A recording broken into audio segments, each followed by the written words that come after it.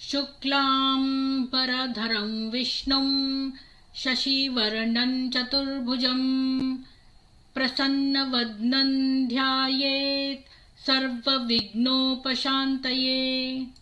ॐ श्रीकृष्ण परब्रह्मणे नमः। ध्यानश्लोकाः। पार्थाय प्रतिबोधितां भगवता नारायणेन स्वयं व्यासेन ग्रथितां पुराणमुनिना मध्ये महाभारतम् अद्वैतामृतवर्षिणीं भगवतीम् अष्टादशाध्यायिनीम् अम्ब त्वामनुसन्दधामि भगवद्गीते भवद्वेषिणीम्। ॐ श्रीकृष्ण परब्रह्मणे नमः। ॐ कृष्णाय नमः। ॐ कृष्णाय नमः। ॐ कृष्णाय नमः। ॐ कृष्णाय नमः। ॐ कृष्णाय नमः। ॐ कृष्णाय नमः। ॐ कृष्णाय नमः। ॐ कृष्णाय नमः। ॐ कृष्णाय नमः। ॐ कृष्णाय नमः। ॐ कृष्णाय नमः।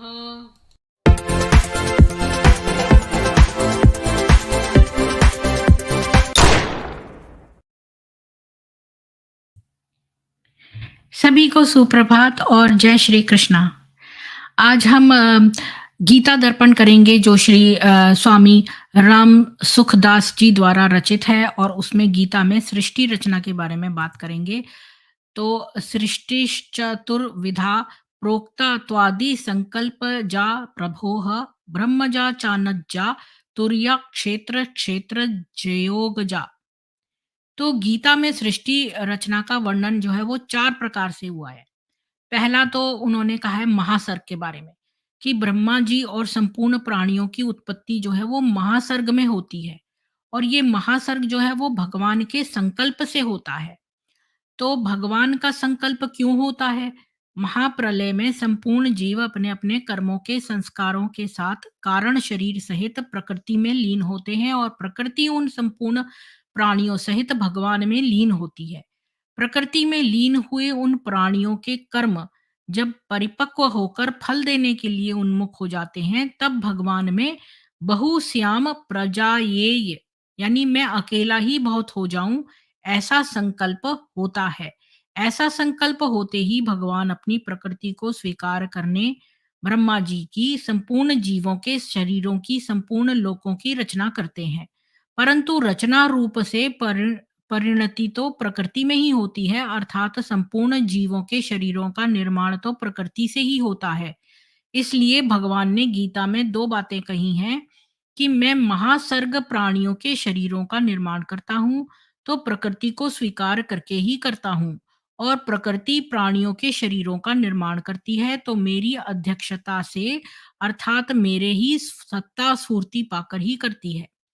तो महासर्ग वर्णन जो है गीता में दूसरी जगह इस प्रकार आया है कि मैंने सूर्य से कहा था और तीसरे श्लोक में वही यह पुरातन योग मैंने आज तुमसे कहा है। ऐसा कहकर भगवान ने महासर्ग का वर्णन किया है। और चौथे अध्याय के 13वें श्लोक में भगवान के द्वारा गुणों और कर्मों के अनुसार चारों वर्णों की रचना की बात आई है जो कि महासर्ग का समय है। 8वें अध्याय के तीसरे श्लोक में विसर्ग कर्म संजन पदों में भगवान के द्वारा सृष्टि रचना के लिए संकल्प करने को विसर्ग कहा गया है जो कि महासर्ग का समय है। और 10वें अध्याय के 6ठे श्लोक में 4 सनकादि 7 महर्षि और 14 मनु मेरे मन से मन उत्पन्न होते हैं जिनकी संसार में यह प्रजा है। ऐसा कहकर महासर्ग का वर्णन किया गया है। 14वें अध्याय के तीसरे श्लोकों में प्रकृति को बीज धारण करने का स्थान और अपने को बीज धारण करने का स्थान और अपने को मतलब बीज प्रदान करने वाला पिता बताकर भगवान ने महासर्ग का वर्णन किया है। 17वें अध्याय के 23वें श्लोक में जिस परमात्मा के ओम तत् और सत ये 3 नाम हैं, उन्हीं परमात्मा ने सृष्टि के आदि में वेद, ब्राह्मण और यज्ञों की रचना की है। ऐसा कहकर महासर्ग का वर्णन किया गया है।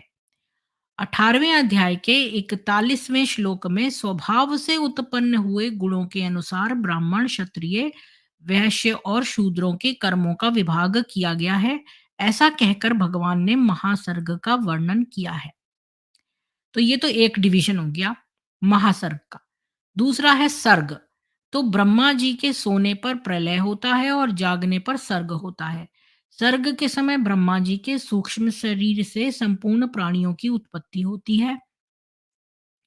तात्पर्य है कि प्रलय के समय संपूर्ण प्राणी अपने अपने सूक्ष्म और कारण शरीरों के सहित ब्रह्मा जी के सूक्ष्म शरीर में लीन हो जाते हैं और सर्ग के समय पुनः उन सूक्ष्म और कारण शरीरों के सहित ब्रह्मा जी के सूक्ष्म शरीर से प्रकट हो जाते हैं।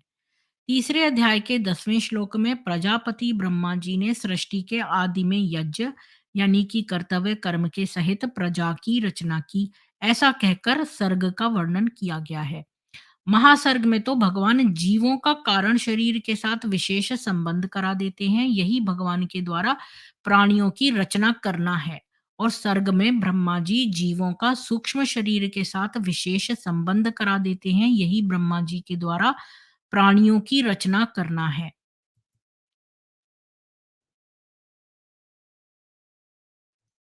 फिर तीसरा क्या है? सृष्टि चक्र। पहले तो ब्रह्मा जी की मानसिक सृष्टि होती है। इसके बाद ब्रह्मा जी से स्थूल रूप में स्त्री और पुरुष का शरीर उत्पन्न होता है। फिर स्त्री पुरुष के संयोग से ये सृष्टि चल पड़ती है। इसका नाम है सृष्टि चक्र।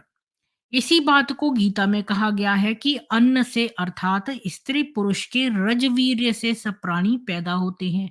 अन्न वर्षा से पैदा होता है। वर्षा कर्तव्य कर्म रूप यज्ञ से होती है।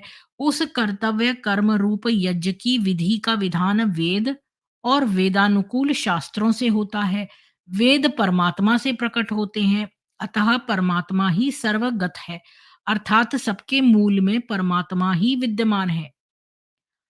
सृष्टि चाहे भगवान से हो, चाहे ब्रह्मा जी से हो, चाहे अन्न यानी रजवीर्य से हो, अर्थात चाहे महासर्ग से हो, चाहे सर्ग से हो, चाहे सृष्टि चक्र हो, सबके मूल में एक परमात्मा ही रहते हैं। अतः इन तीनों सृष्टियों का तात्पर्य सबके मूल परमात्मा के सम्मुख होने में ही है।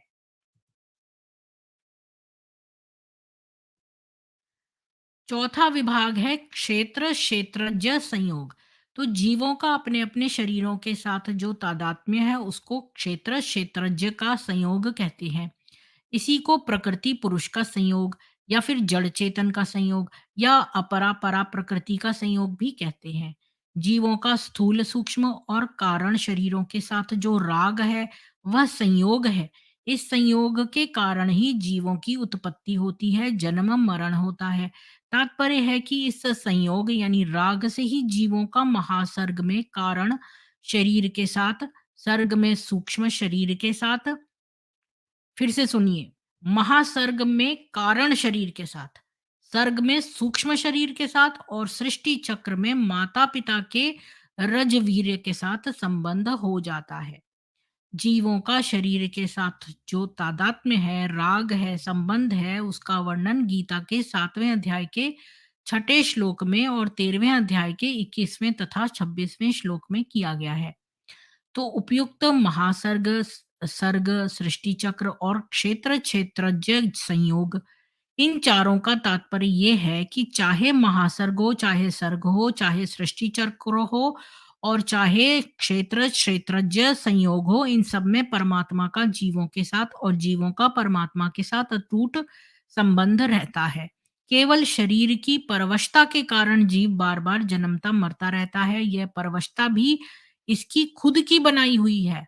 अगर इस परवशता को छोड़कर जीव परमात्मा के सम्मुख हो जाए तो वो हर एक स्थिति में परमात्मा को प्राप्त कर सकता है।